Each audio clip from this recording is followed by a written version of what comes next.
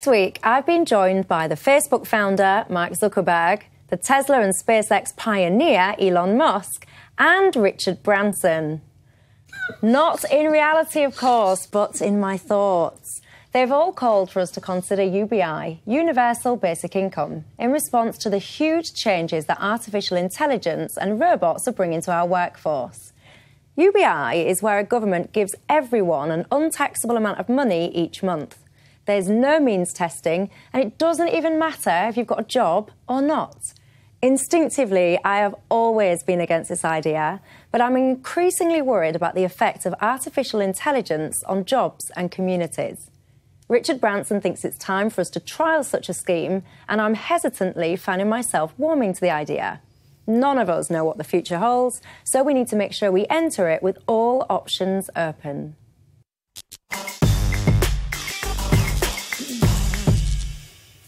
Michelle, I notice this conversation is headlined "Financing the Future."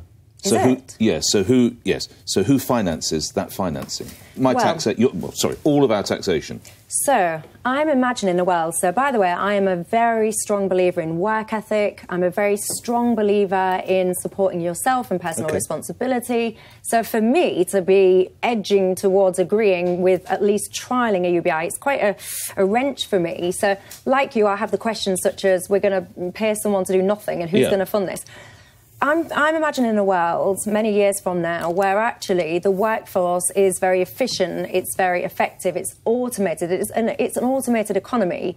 There will be a lot of wealth being generated by such machines and robots for companies, for example. So we would be having to ask ourselves, how are we taxing this wealth? It would be taxing that wealth that is funding this proposal. But you know these companies are incredibly adept at paying minimum tax. I won't name them for obvious reasons. My friend, yeah. So the idea that they're suddenly going to say, oh, look, here's, have another 40%. It's never going to... Your suggestion, if we base it on the Finnish model, we'll be giving people 470 quid just to sit on their arses all week. Exactly. Don't get me wrong. Instinctively, as I said in my intro, I've always been very, very opposed to this. But I am so worried about communities that are literally going to have their workforces, the jobs just wiped out. What do those people do? Because if they're not working because they've lost their jobs, then they'll be...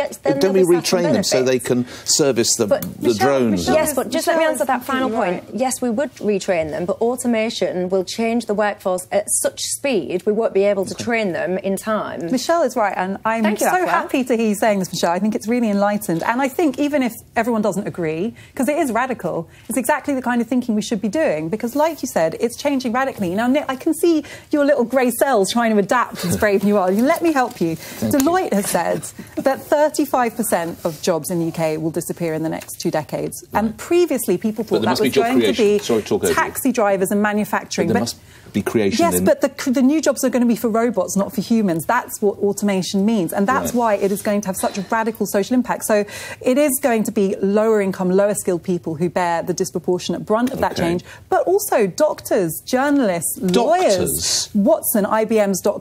Now, you can imagine a robot that can scan every journal and every piece of research in seconds and diagnose patients. How is it a robot going to feel my bunions? It's already made. Oh, God. That's quite an image. Well, there we go. That's ridiculous to quote doctors. Nick, this is what I'm saying. Surgeons. You're going to have to open your mind to imagine some of the things that are possible. Now, this is all exciting in the sense of how much more we can achieve, but the social implications are horrifying, because we are going to have millions of people out of work and unprecedented wealth concentrated in a few powerful companies. Let's see some video of what you've just talked about in action now from the United States. Here's one of those in operation, and here we go. Here's a lovely young woman putting that in. Now, that would normally be the role of perhaps a taxi driver or a bloke or woman on a bicycle. Off it goes, down the street. Somebody's very hungry, crosses the road. That would have been nicked in seconds. And there we are. Voila. And do you know what's been delivered? Grub. Yep. Burger and microchips. That's what he's having. It's not a fresh liver or something for a transplant patient. But actually, Nick, before I bring Rachel in, to counter your point, health tech is a huge industry, and actually people are investing in medical advancements and surgical procedures that would be done robotically in a lot of cases. So that is a huge industry that's being explored at the moment. And this is what I'm saying. We can't imagine what this future will look like at the moment because it's so alien to us. But Rachel... You look confused at me. Part of me agrees with you that we can't pay people for doing nothing. But I met a futurologist the other day at a breakfast, and he'd already done a spinning class, so, you know, I didn't really take him very seriously. But he said that actually we're sort of misunderstanding it, and it's going to be really high-end occupations that are going to be really done out of work, like the hedge funds, you know, the city, lawyers.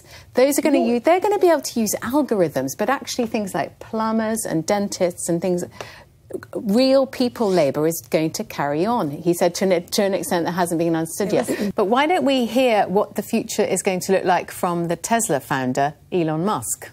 What's going to happen is robots will be able to do everything better than us. I'm including, I mean, all of us, you know. When I say everything, like the robots will be able to do everything, bar nothing. So he's basically saying that human beings are going to be redundant, all of us, and we're going to be taken over by robots. Last year I had lunch made by a robotic kitchen, which was, and I was reporting for Sky News.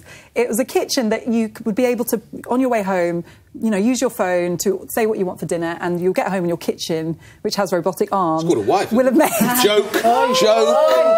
Got it on the record! No wonder I haven't got one. That's a joke. Got it on the record. You'll be replaced by a robot next week. Okay, so maybe I'm missing something here, but I think if it, well, no, she just asked me the question. That's why I'm talking. Go on. Yeah, I'm missing. Everyone gets income, even if they don't need it. Yeah, which means that you're taking. There is a pot of money to do this. So so that pot of money, you're taking a bit away and giving it to people who don't need it, and then the people who do need it, you know, people who don't have a job, who are on benefits, whatever the people they're talking about who will be done out of jobs, they get the same as someone who's getting a wage. And if this is supposed to reduce poverty and inequality, it's actually going to increase it, because the people who have jobs and have money are going to get more. The people who don't are just going to get this basic amount. They can still do stuff. The people that don't have a job can still create something, set up a business. They're not saying, you know, of course some randoms are going to sit there playing video games all day, but you can still do stuff. You don't have to just sit at home.